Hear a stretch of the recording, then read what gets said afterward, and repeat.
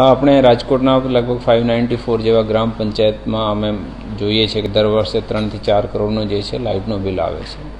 આ જ વસ્તુ ધ્યાનમાં રાખીને અમે જિલ્લા પંચાયતની, તાલુકા પંચાયતની, નાણાં પંચની આખી ગ્રાન્ટનો પ્લાનિંગ કર્યો.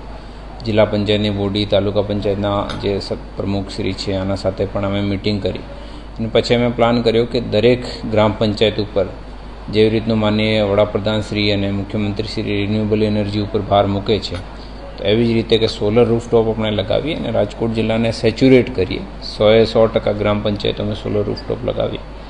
આની જ પ્લાનિંગ જે છે આપણે હાથ ધરી છે અને હવે જે છે આપણે 100% ગ્રામ પંચાયતની પ્લાનિંગ આમાં થઈ ગઈ છે. બિલકુલ અત્યારે જે છે કે સોલારમાં જે જગ્યા આપણે ગ્રામ પંચાયતો ફિટ કરીશું તો માઇનસમાં પણ જે છે અત્યારે 100 જેવા જે છે ફિટ થઈ ગયા છે, આમાં માઇનસમાં બિલ પણ આવી લાગે છે. તો અમે જે છે ગ્રામ પંચાયતના સામે આવક પણ વધશે અને સાથે સાથે જે છે આનો ભંડોળની પણ સેવિંગ થશે અને ખરેખર એક રિન્યુએબલ એનર્જીનો એક મોટો જે છે સોલાર એનર્જીનો આપણે એક આખો જે છે આયોજન થશે.